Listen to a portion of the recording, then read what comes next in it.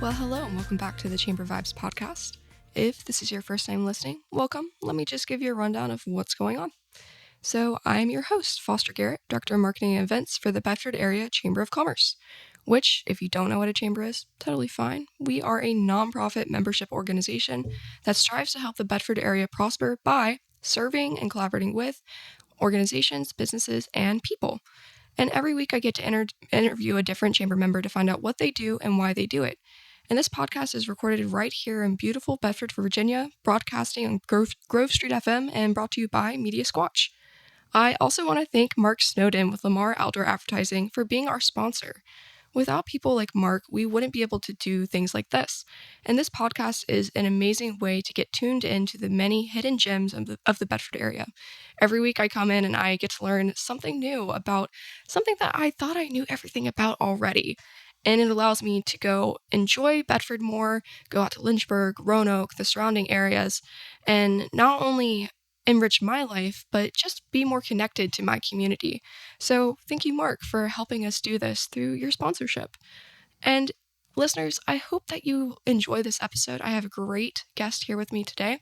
But if you like this one, go back and listen to all the other ones. You might learn something really cool. And keep an eye out for the next ones. We record every single week. But before we get to the actual podcast, I do want to tell you about some of the things that we have coming up at the Chamber.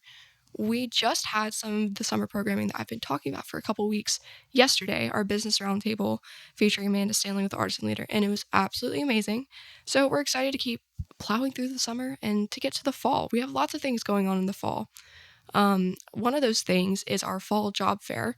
I'm very excited for that one. Although it's called the fall job fair, it is on August 22nd. It'll be from 10:30 to 2 at Blue Ridge Community Church at New London. We're really excited to be there. It'll be our first time holding an event there, and they've been really good to us, and the space is large, parking is close, you don't have to go far, and we'll have tables and chairs and everything for the businesses that want to come participate. We'll make it really easy on you. We'll even provide lunch too. So if you're interested in doing that, we really encourage you to go online and learn more about it. Registration is open for that event, and you can be located anywhere, not just in Bedford, Lynchburg, Roanoke. We even have people come from Newport News and Charlottesville and beyond to come recruit right here in Bedford. And we love that because the reason we do our job fairs, we have 2 a year, is to really develop our workforce to connect job seekers and employers face to face, because if you've ever applied to a job online, you know it can be so frustrating, whether you're trying to make your resume fit into a tiny little box or trying to write a cover letter that explains who you are without being able to shake somebody's hand and, have a conversation with them. And it's frustrating on both the employer side and the job seeker side. It costs a lot of money to do all that. It takes a lot of time. And that's what makes our job fairs great, because we've been doing them for 12 years. And we get the people in there to facilitate these conversations and really connect with one another and show that we're all on the same side trying to find a great fit, not only for a job, but also for an environment and for our community. So we're really excited to do our fall job fair. It'll be our first time doing the fall version since before COVID. So we hope to have a great turnout, and we'd love for you to be a part of it, whether it means attending to hire somebody or to find a job.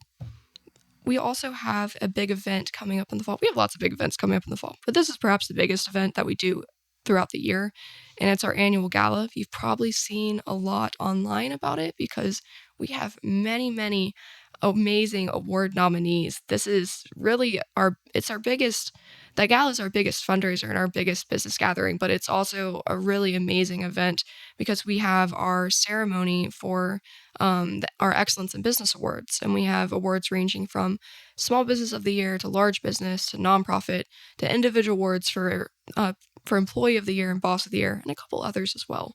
So really excited to have that event this year. It'll be September 25th from 5 to 8:30 p.m. at the beautiful Cedar Oaks Farm.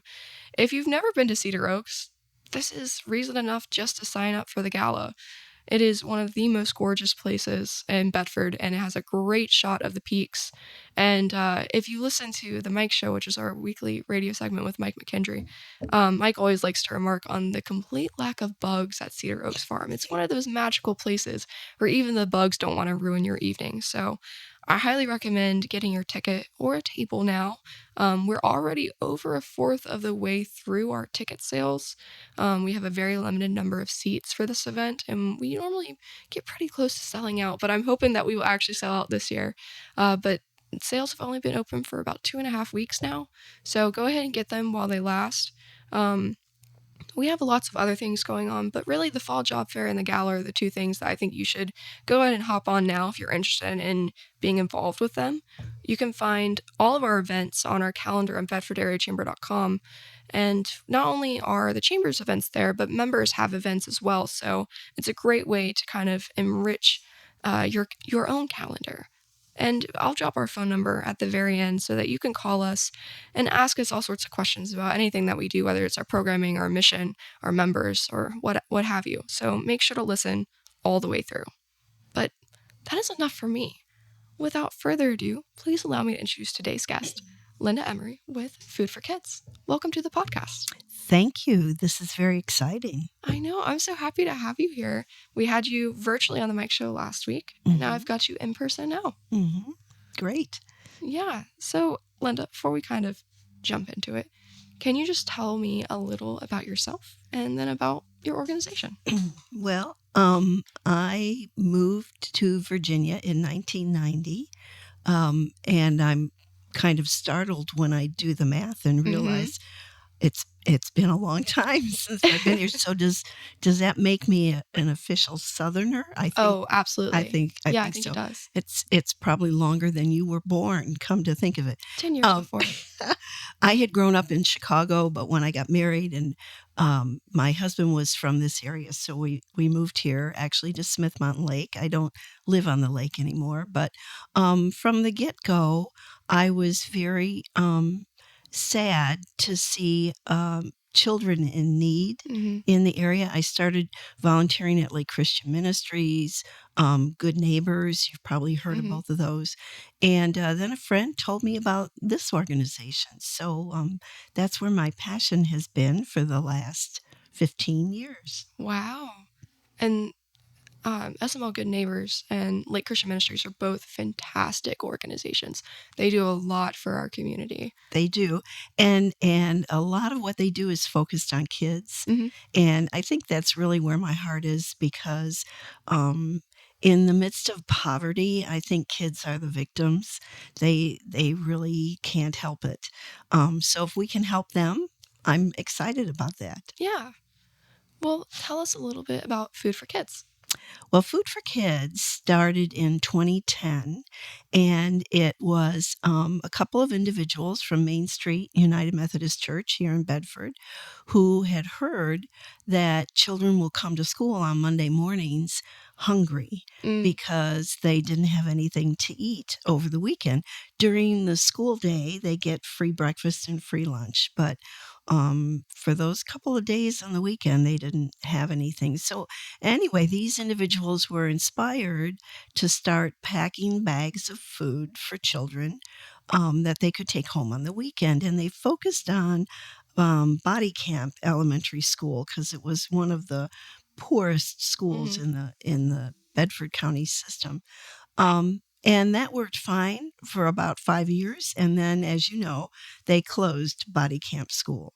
But the founders of the group felt strongly that they weren't going to just let those kids go.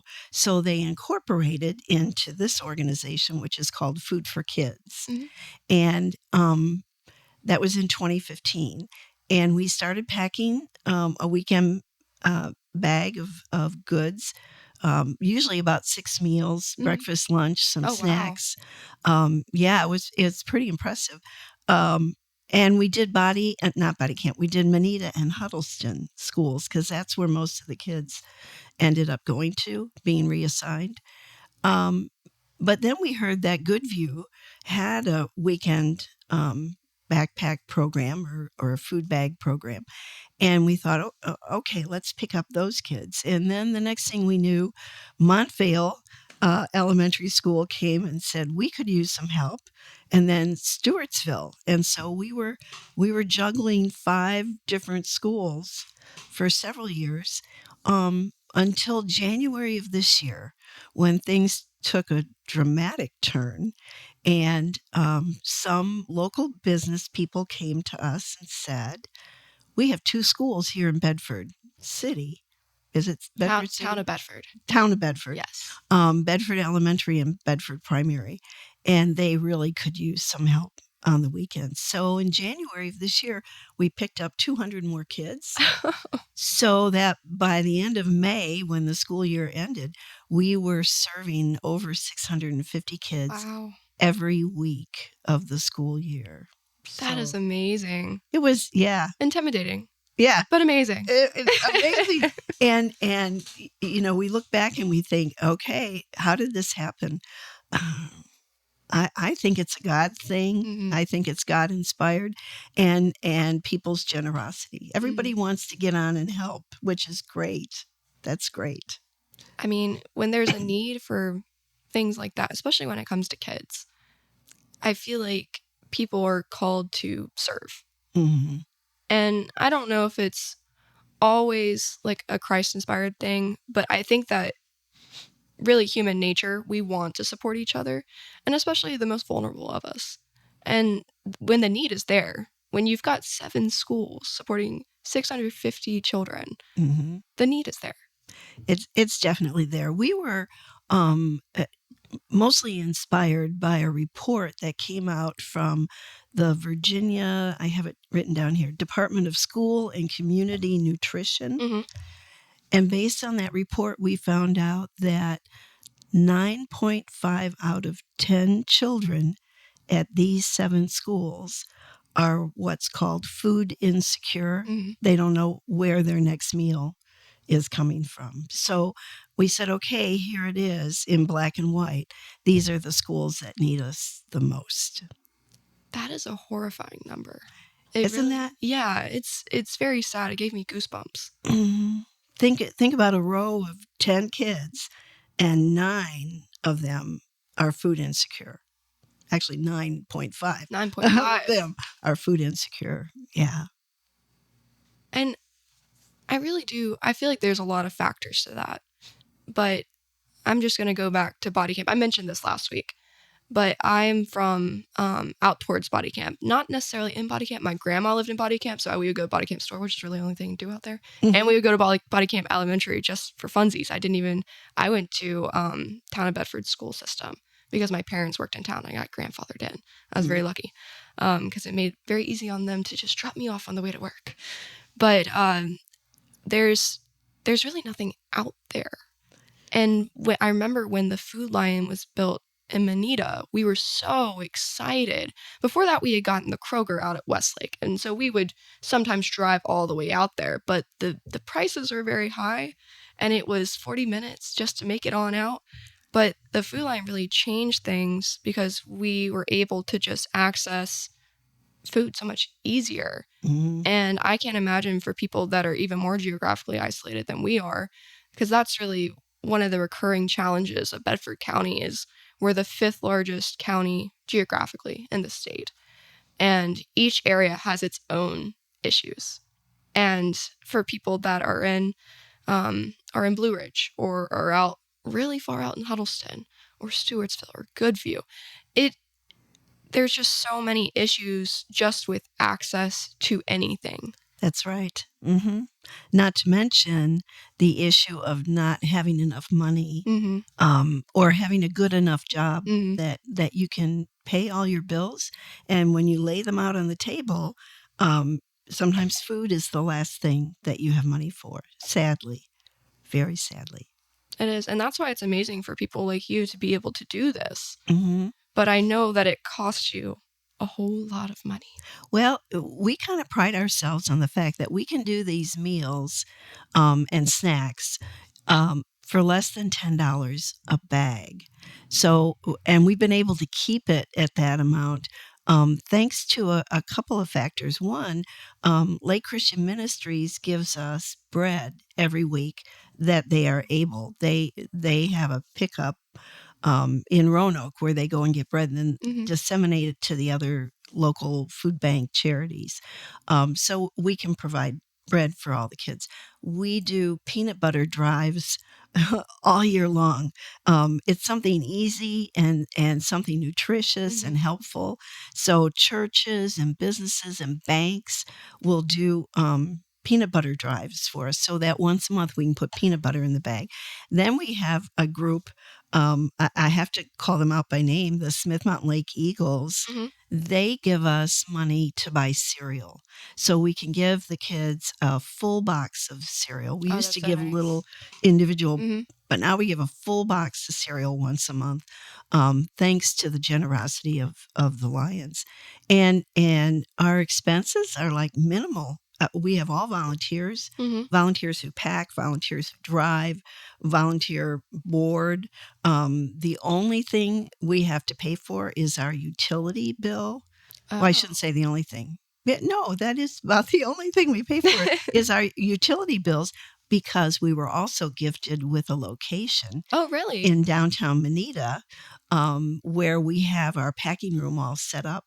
So we can do 650 bags in less than an hour and a half. Wow. If you can believe that. That's amazing. It is amazing. But these volunteers are dedicated and focused and committed. That's the same word. But anyway, it's just awesome to watch how people step forward and help us with doing this. That is really incredible.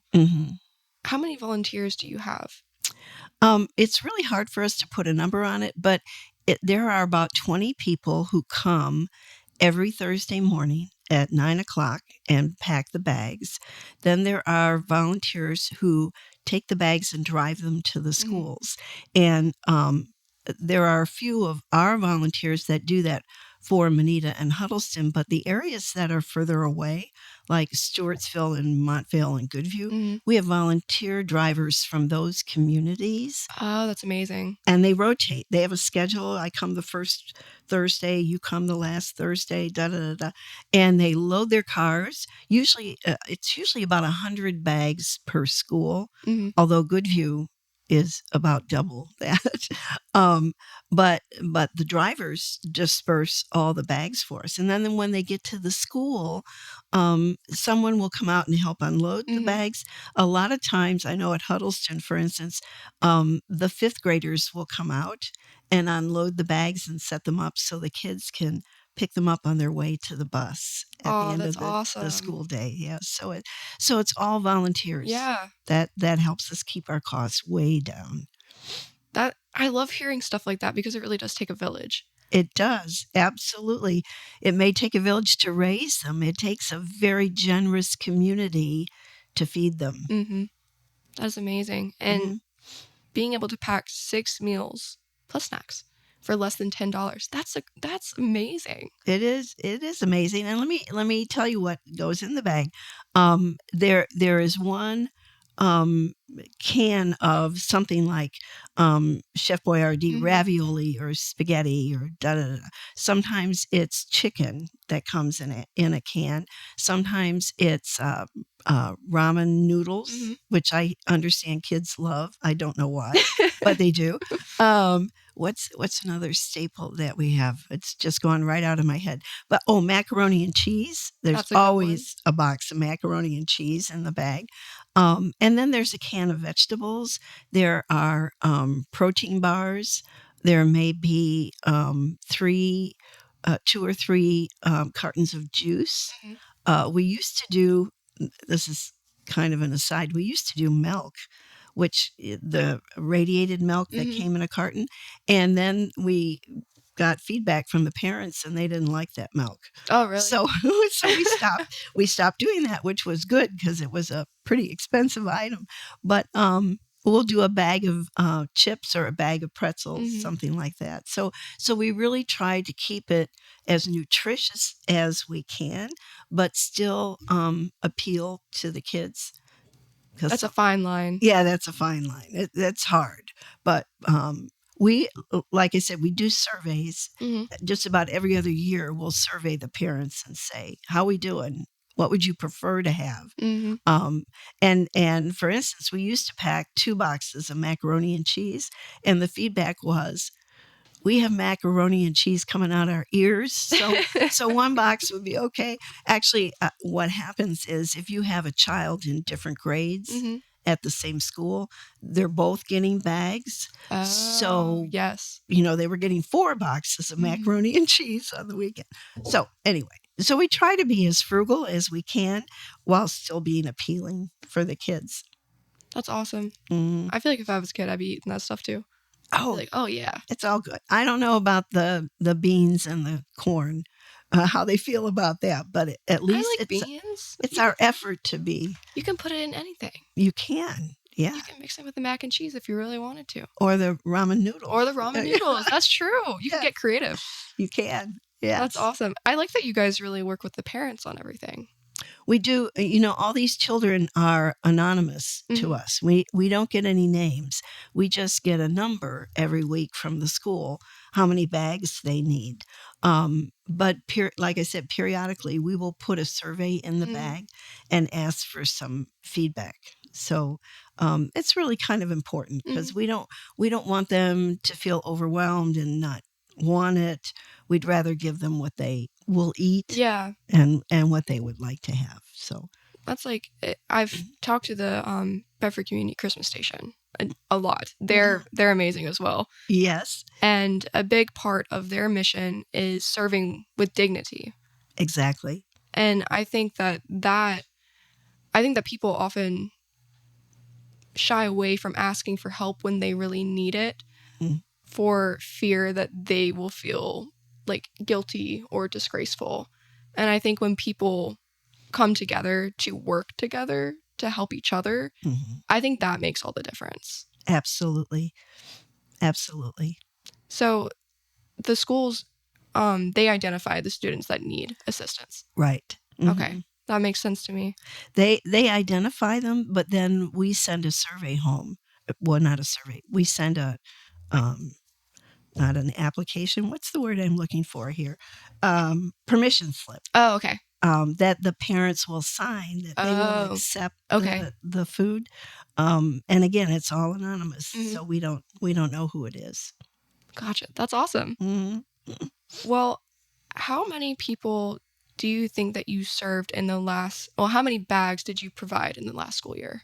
The last school year we did 18,200, I think 18,100 to 200 bags is what we did just last year.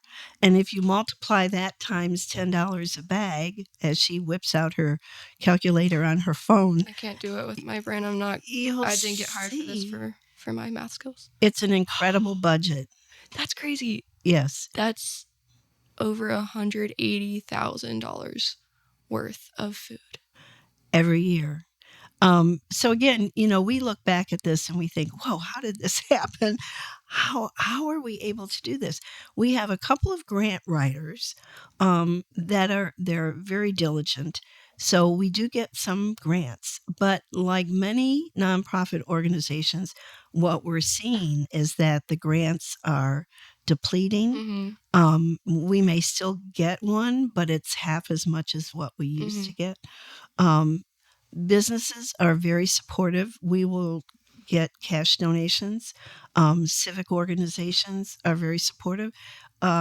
Individuals, when I go speak to a church or a small social or civic organization, I say, you know what, if you would just adopt one child, that would be $40 a month that we would need to support that child, or $360 some for the year. And when you look at it that way, it's much more manageable. If everybody would just do one, it's what makes it work. Yeah. And that $360 when you're a business, that's a very doable number. That's a very doable number. And it has a huge impact. I will just share this with you. I'm a firm believer that part of the miracle of the loaves and the fish is that everybody gave what they could. And I like to encourage people to do this as well. Give what you can, because all together it works. Yeah. I think that is very food for kids. Like everything that you've told me aligns with that. That's very incredible. Mm-hmm. And I know that you guys have a fundraising event coming up. Do you want to talk a little bit about that?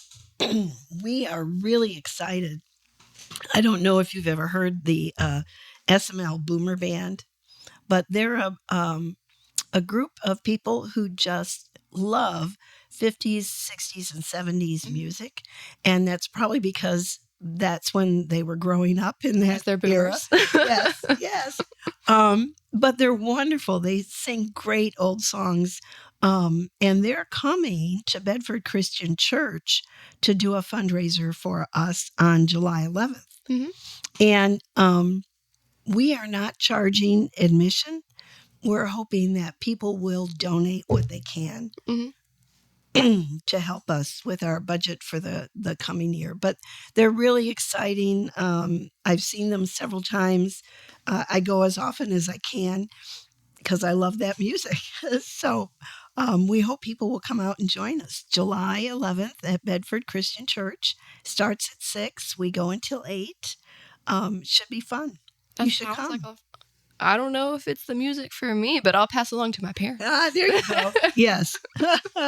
That's right. That's awesome. And that's a Friday, isn't it? Yes. Mm-hmm. That's a perfect Friday night plans for It July. is. Yeah, that sounds like a lot of fun. And it's going to be inside. Inside. You don't have to worry about the weather. Don't worry about the heat, right? Or the rain. Or the rain. Yes. It's always lovely when events indoors. Oh, yes. Oh, It's man. very nice. Well, plus people love to get up and dance Mhm. to these songs because there are little dance moves that go with a lot I of love these that you're songs. doing the little dance right now, too.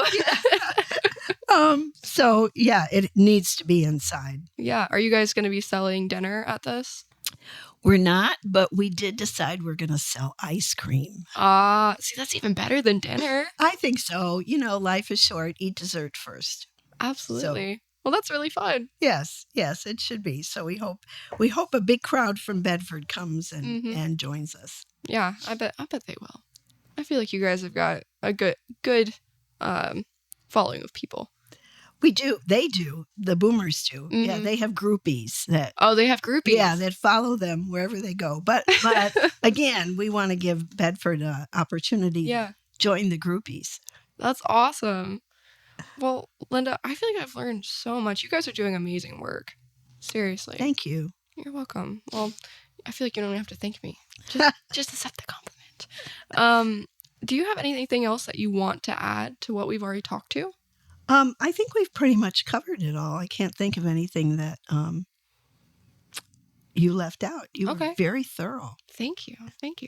Well, if people want to get in touch with you, whether it's to donate or to learn more or to volunteer, what is the best way to do so? I would say the best way is to go through our website, which is Food for Kids Pack a Sack. That's a good Southern expression. It's not a bag, it's a sack. Yeah, foodforkidspackasack.org. Okay, perfect. Is the best way to get a hold of us. Awesome. Yeah, you guys have a great website too. Well, thank you so much for joining me today. Well, thank you for having me. Of course, we'll have to do this again soon. Yes. All right. Well, if you want to learn more about us at the Chamber, you can give us a call at 540-586-9401, or you can visit our website, bedfordareachamber.com, for information about our mission and the perks of becoming a member. But also on our website is a full directory of our membership, which is helpful for finding all sorts of great things in the region, including food for kids. But that's all for today. Thanks so much for listening, and keep an ear out for the next Chamber Vibes episode.